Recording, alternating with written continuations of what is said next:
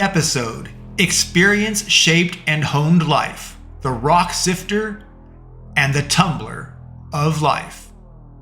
My mother told me of two metaphors when I was a child that stuck with me: the tale of the rock sifter and the story of the rock tumbler. She told me that there is a mighty, metaphorical rock sifter in life. It pulls everyone up into its conveyor belt until the holes match the peak ability of that person ascending it, and it would drop them into their highest potential role, down from the mighty sifter. People would find their maximum success and happiness when they reached the right role as they ascended the sifter's conveyor belt. However, some people managed to skip their proper matching group. They missed their intended rock sifter hole. People that rise beyond their intended sifter hole rise to their incompetence, and they hurt themselves and others. This is known as the Peter Principle, being promoted to the point of your incompetence.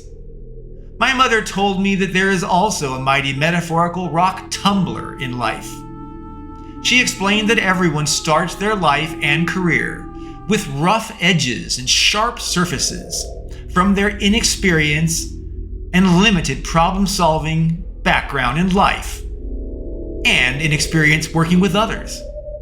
But everyone is put into the rock tumbler of life, and it spins round and round as the people within bash into each other over and over and over. Every turn of the tumbler rubs off another rough edge or dulls another pointy or sharp surface of the people inside its turbulent rotations. The tumbler smooths people. It softens their attitude and lessens their overreactions. The tumbler makes people better and easier to get along with and to work more effectively as a team member, even as a team leader. The rock tumbler of life is important for everyone to experience so that they too can evolve and grow into wiser, more capable people. However, some people manage to evade challenges in life and do not enter the rock tumbler. They may be ill-prepared to deal with strife and loss, and they may fail in life because they never learned how to cope and interact with problems and others. Some people stay in the rock tumbler of life too long. They become dark, jaded, and withdraw. They even may resort to extreme behaviors like suicide or worse, violence against others. It is important to ensure that people have exposure and experience to the challenges and problems in life, or they will never learn and adopt the skills necessary to cope and adapt to challenging, if not outright defeating situations. In reference to an earlier episode about a young woman committing suicide at UC Berkeley because she had never received low grades and then received an F, and she couldn't handle it. It is imperative. Learn coping skills so that when you fail, like that girl in Berkeley, that you do not find yourself jumping from the bell tower down to your death, as she did. No amount of plexiglass will stop you from finding somewhere in the world to jump to your doom and death. Oh yes, after the woman killed herself, the university installed plexiglass to stop others from killing themselves in the same way. It seems like why is more important than how someone kills themselves, but that's just my opinion. And so, the rock sifter of life will ensure that you are placed in the right role for your skills and experience. The rock tumbler of life will teach you coping skills and how to succeed in life, not to fail, or at least to cope with failure. The rock sifter and tumbler are part of growing as a person. They are good things. On the topic of people who rose beyond their talent, that rose to their level of incompetence, as per the Peter Principle, these are people that missed their appropriate rock sifter bin and were promoted too far or prematurely. Maybe someday they might become competent, but they are not now. It is natural to want to help other people.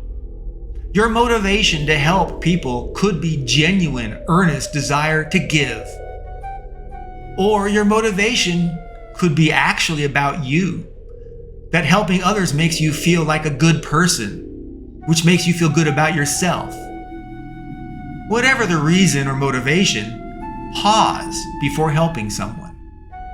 Ask yourself, will help allow an incompetent person or a process or operation to continue?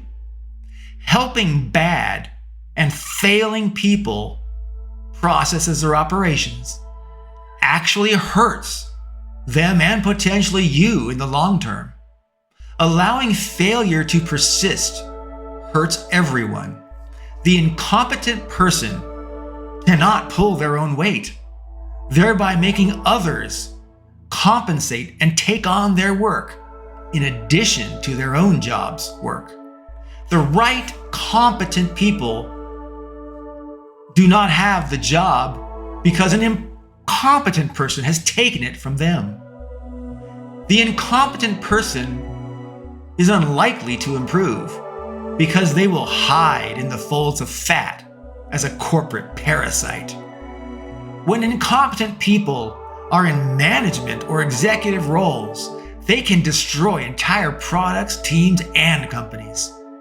Incompetent people hire more incompetent people because they literally cannot tell the difference of talent versus no talent people, because they themselves are no talent people.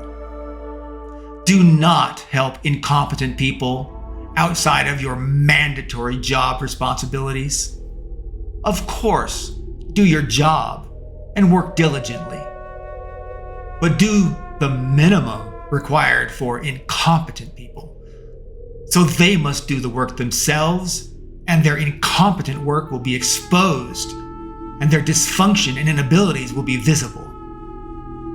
And hopefully, a competent person will be hired or brought in and will assume the position previously held by that loser, poser, actor, incompetent person.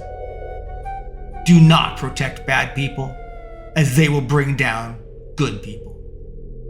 It is especially important not to protect the incompetence of executives or direct management chains. Making your own bosses look good when they do not deserve it will hold you and the team back, and they may even get promoted to an even more harmful, higher position. Whether the rock tumbler or sifter influenced your life, remember, your life and your future are in your hands. Make decisions that benefit yourself, your family, and your friends, and then make decisions that benefit your coworkers and your business. Try not to let the rock tumbler or sifter define you. Try to define yourself.